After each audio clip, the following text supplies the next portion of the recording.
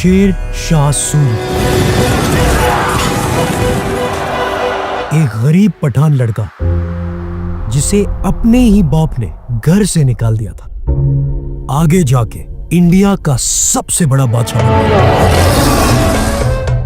India की सबसे बड़ी एम्पायर द मुगल एम्पायर के बादशाह हुमायूं को हराकर इंडिया पर सबसे पहला मुसलमान हमला 17 साल के मोहम्मद बिन कासिम ने किया था। सिंध पर हमला करो। पर यहाँ कोई हुकूमत नहीं बनाई। इसके बाद गजनवी आया, लेकिन उसने भी सिर्फ हमले किए, कोई हुकूमत नहीं बनी। फिर आया गौरी और यहाँ से पहली दफा दिल्ली सल्तनत शुरू हुई। पहले ममलूक, फिर अलाउद्दीन खिलजी और करते करते इंडिया की सबसे बड़ी एम्पायर, जिसे ऑफ कोर्स हम सब जानते हैं, द मुगल एम्पायर। जिस बादशाह बाबर ने ये एम्पायर बनाई थी वो फौत हो गया और उसका सबसे बड़ा बेटा हुमायूं नया बादशाह बन गया। एक दिन हुमायूं के पास एक मिनिस्टर दौड़ता हुआ है और कहा, बादशाह सलामत, शेर खान ने पूरा बंगाल अपने कब्जे में ले लिया। तो हुमायूं ने एकदम जवाब दिया, कौन सा शेर खान? फरीद खान, वो 2 टके का पठान जिसे अपने ही बाप ने घर से निकाल दिया था, ये अब मुझसे लड़ेगा। वहां पे सब एकदम हैरान हो गए, लेकिन हुमायूं ठीक कह रहा था। फरीद खान जब छोटा था तो उसके सुतेले भाई उस पे बहुत ज्यादा जुल्म करते थे, क्योंकि उसकी माँ बचपन में ही मर गई थी। अपने भाइयों के जुल्म से तंग आकर जब उसने ये शिकायत अपने अब्बू से की तो उसके बाप ने उसे कहा, तुम मेरे किसी काम के नहीं, निकल जाओ मेरे घर से। तो वो 15 साल की उम्र में घर छोड़ के दूर एक सिटी गया जो अपने स्कूल्स के लिए फेमस थी। वहां उसने दिन रात पढ़ाई की और डिफरेंट लैंग्वेजेस और हिस्ट्री पढ़नी शुरू की। उसकी जहानत से उसके टीचर्स बड़े इंप्रेस थे और कहते थे कि ये लड़का आगे जाके कुछ बहुत बड़ा करेगा। उसकी जहानत की स्टोरीज इतनी फेमस हुई कि वहां के गवर्नर ने उसे अपना एडवाइजर बना लिया। गवर्नर को लगा ये सिर्फ एक पढ़ाकू लड़का है, लेकिन उसने प्रूव किया कि वो एक वॉरियर भी है और आहिस्ता आहिस्ता वो गवर्नर के साथ बड़ी बड़ी जंगों में जाने लगा। और ये फरीद खान की जिंदगी का टर्निंग पॉइंट था, क्योंकि उसे समझ आ गई कि एक हुकूमत को कैसे मैनेज करते हैं और सही वक्त पर सही फैसले कैसे लिए जाते हैं। लेकिन जैसे ही फरीद खान के अच्छे दिन आए, वो गवर्नर मर गया और जो नया गवर्नर आया उसने कहा ये एक मामूली सा क्लर्क है, पिछले गवर्नर ने इसको सर पे चढ़ा के रखा हुआ था। तो उसने फरीद खान को ना कोई बड़ी पोस्ट थी और ना ही कोई इज्जत देता था और फरीद खान को समझ आ गई कि अब उसका यहाँ पे कोई फ्यूचर नहीं। तो वो वहां से आगरा चला गया और मुगल बादशाह बाबर के साथ काम करने लग गया और यहाँ उसने मुगल एम्पायर को बहुत गौर से समझा। बाबर उससे बहुत ज्यादा इंप्रेस हो गया और उसके बाप का सारा लैंड सुतेले भाइयों से लेकर इसे वापस दे दिया। कहा जाता है कि वो एक बार बाबर के साथ खाने पे बैठा हुआ था, सबके सामने खाना रखा गया, बाकी सब नॉर्मल खाना खा रहे, लेकिन फरीद खान ने अपना खंजर निकाला और सामने पड़े हुए खाने को काटना शुरू किया। बाबर को एकदम समझ आ गई और बाबर ने अपने मिनिस्टर से कहा कि इस लड़के को फौरन गिरफ्तार करो, क्योंकि मैंने बहुत से पठान लीडर्स देखे लेकिन इसमें मुझे बादशाहत के आसार नजर आए। और फरीद खान को भी समझ आ गई, तो वो रातों रात वहां से भाग कर निकल गया और वो वापस अपने गांव बिहार चला गया। और अब तक उसकी जहानत तो बड़ी फेमस थी, तो वहां के सुल्तान ने उसे अपने बेटे का टीचर बना दिया और वो आराम आराम से उस सुल्तान का एडवाइजर भी बन गया। एक दफा सुल्तान अपनी फौज को लेकर शिकार पे गया था। अचानक एक बड़ा जंगली शेर सामने आया। वो इतना नजदीक आ गया कि सब लोग डर के भाग गए, लेकिन जैसे उन्होंने पीछे देखा तो एक बंदा अकेले शेर के सामने खड़ा हुआ है। शेर ने जैसे ही इस पे हमला किया तो उसने अपनी तलवार निकाली और शेर के सर पे मार के उसे जख्मी कर दिया। लेकिन शेर ने एक बार फिर हमला किया और वहां खड़े सबको लगा कि ये बंदा गया, लेकिन जैसे ही सबने देखा तो फरीद खान ने शेर को मार दिया। वहां खड़े सारे लोग बड़े हैरान हो गए कि एक लड़का अकेले इतने बड़े शेर को कैसे मार सकता है। और सब चीखने लगे, शेर खान, शेर खान, शेर खान। और इसी दिन सुल्तान ने इसका नाम फरीद खान से शेर खान रख दिया और इस बहादुरी का किस्सा पूरे इलाके में फैल गया।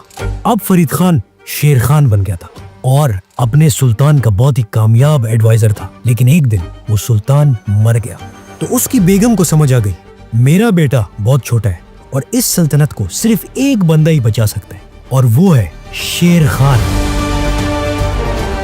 तो उसने पूरे बिहार का कंट्रोल शेर खान के हवाले कर दिया और यहाँ से शेर खान बिहार का नया सुल्तान बन गया। और इस सल्तनत को कामयाब करके एक दिन उसने अपने साथ वाले सूबे बंगाल, जो उस वक्त हिंदुस्तान का सबसे अमीर सूबा था, उस पे हमला कर दिया। बंगाल का सुल्तान एक पपेट नवाब था और सारा कंट्रोल उसके सरदारों के पास था। तो शेर खान ने बड़े ही आसानी से उसे हरा दिया और बंगाल का सारा कंट्रोल और सारा पैसा अब शेर खान के पास आ। इस जंग के बाद बंगाल के एक चीफ की बेगम शेर खान के पास आई। शेर खान ने उस औरत से शादी कर ली और अब शेर खान के पास दो सबसे इम्पोर्टेंट इलाके आ गए, बिहार उसका पहला बेस और बंगाल सबसे अमीर सूबा।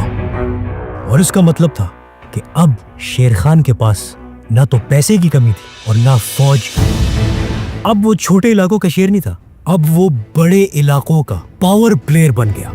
इसलिए जब बादशाह हुमायूं को उसके मिनिस्टर ने ये सब बताया तो उसने कहा कि ये 2 टके का पठान जिसको अपने ही बाप ने घर से निकाल दिया था, ये मुझसे लड़ेगा।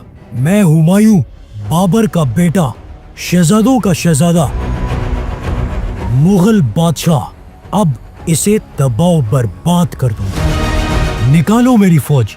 और वो फुल स्पीड बंगाल की तरफ रवाना हुआ। जैसे ही वो बंगाल पहुंचा तो शेर खान ने उसे हराकर खत्म कर दिया। नहीं, ऐसा कुछ भी नहीं हुआ, बल्कि शेर खान ने जब इतनी बड़ी फौज देखी तो वो डर के मारे अपनी सारी फौज लेके वहां से भाग गया। हुमायूं ने हंस के कहा कि मैंने तो पहले ही कहा था, ये भूखा नंगा पठान, ये छोटा सा खान, ये मेरे से लड़ेगा, ये मेरे किसी मुकाबले का है ही नहीं। और हुमायूं ने सेलिब्रेशन स्टार्ट कर दिया। बंगाल की अफीम उस जमाने में पूरी दुनिया में मशहूर थी। तो क्या होना था, अब सिर्फ हुमायूं था, खूबसूरत डांसर्स थे, नशा था, अयाशी थी और नाच गाना था। ये सब करते करते महीने गुजर गए। लेकिन एक रात हुमायूं के पास एक फौजी दौड़ता हुआ आया और उसे बताया कि शेर खान ने बंगाल और दिल्ली के दरमियान वाला सारा रास्ता फतह कर लिया और अब हम बंगाल में फंस गए। हुमायूं हैरान हो गया कि ये कैसे हो सकता है, वो तो भाग गया था। असल में शेर खान भागा नहीं था, ये उसका प्लान था और हुमायूं उसके जाल में फंस गया था। शेर खान अपनी सारी फौज लेके दूसरी जगह चला गया था, जिससे हुमायूं को लगा था कि वो भाग गया, लेकिन शेर खान चाहता था कि हुमायूं ज्यादा देर तक बंगाल में ही ठहरे। और कहा जाता है कि ये सारे नशे और अयाशियां शेर खान के जासूस ही हुमायूं को प्रोवाइड कर रहे थे, क्योंकि जब शेर खान को बचपन में घर से निकाल दिया गया था तो वो अपना ज्यादा वक्त बादशाहों की वीकनेसेस पढ़ने पे लगाता था। इस तरह उसने हुमायूं की सारी कमजोरियों का पता लगा लिया था और अब जब हुमायूं उसके जाल में फंस गया था और भागने की कोशिश कर रहा था तो उसने हमला कर दिया।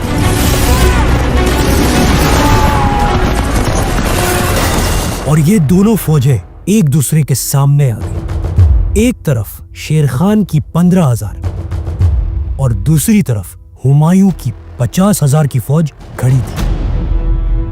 शेर खान ने बहुत ही सब्र से काम लिया और बड़ी चालाकी से सुबह के टाइम जब मुगल फौज सो रही थी हमला कर दिया। मुगल फौज बहुत बड़ी थी और उसमें हाथी भी थे और इस अचानक हमले से वो सब डर गए और इधर उधर भागने लगे। हुमायूं ने जब ये सब देखा तो उसके पास कोई ऑप्शन नहीं था, तो वो गंगा रिवर की तरफ भागने लगा और उसे क्रॉस करने के लिए वो एक हाथी पर बैठा और जैसे ही हाथी पानी में गया तो वो घबरा गया और उसने हुमायूं को गिरा दिया। हुमायूं डूबने लगा तो वहां पे एक गरीब बंदा कश्ती पर जा रहा था। उसने जब ये देखा, वो अपनी कश्ती हुमायूं की तरफ तेजी से लेके आया और उसे बचा लिया और शेर खान ये जंग जीत गया। और यहां से शेर खान को एक नया टाइटल मिल गया, Sher Shah Suri, the lion king. इस जंग के बाद हुमायूं मुश्किल से जिंदा बचा था और अपने बचे कुचे सिपाहियों के साथ वो वापस आगरा भाग गया। और अब हुमायूं की फौज टूट चुकी थी और पैसा खत्म हो गया था और उसके भाई भी उसके साथ वफादार अब नहीं रहे और हुमायूं अब अकेला रह गया था। लेकिन हुमायूं ने एक बार फिर फौज जमा करने शुरू की और शेरशाह सूरी पर फिर हमला कर दिया। लेकिन शेरशाह सूरी ने उसे इतने बुरे तरीके से हरा दिया, उसे हिंदुस्तान से जान बचा के भागना पड़ा। वो पहले अपनी फैमिली लेकर राजस्थान गया, वहां के राजा ने उसे निकाल दिया। फिर सिंध गया, वहां के लोगों ने भी उसे निकाल दिया। और आखिरकार वो ईरान, पर्शिया गया, जहां के बादशाह ने उसे पनाह दी।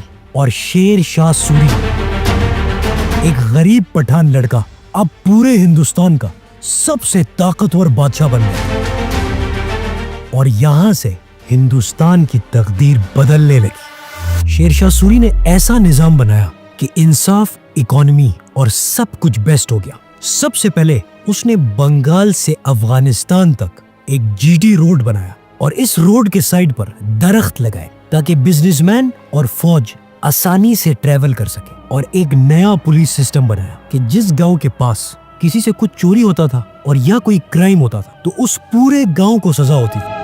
तो जब भी कोई मेहमान किसी गांव के करीब रात गुजारता था तो उस गांव के सारे लोग सारी रात खुद उसकी हिफाजत करते थे। और आहिस्ता आहिस्ता इतना अमन आया कि कहा जाता है कि उस जमाने में एक बूढ़ी औरत अपने सर पे सोने की टोकरी लेके बंगाल से काबुल जा सकती थी। कोई चोर और डाकू उसका कुछ नहीं बिगाड़ सकता था। लेकिन शेरशाह सूरी ने सबसे बड़ा काम ये किया कि उसने पहली दफा इंडिया में एक नई करेंसी बनाई जिसका नाम हम सब जानते हैं, रुपी। और आज तक तकरीबन 8 कंट्रीज वही करेंसी यूज कर रहे हैं। ये करेंसी अब इंडोनेशिया में भी यूज हो रही है।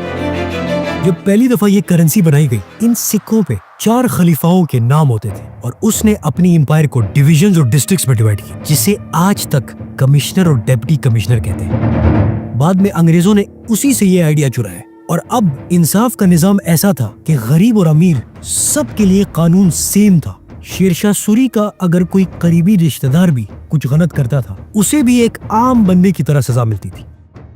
एक दिन वो अपनी फौज को लेकर एक बहुत ही स्ट्रॉन्ग किले को फतह करने गया और वहां वो फ्रंट से लीड कर रहा था। लेकिन उस किले के दीवार इतने स्ट्रॉन्ग थे, शेरशाह ने हुक्म दिया कि तोप आगे कर। जैसे ही वो तोप चलने वाला था तो वहां पे एक तोप फट गया, जिसकी वजह से शेरशाह सूरी जख्मी हो गया और इसी वजह से वो फौत हो गया।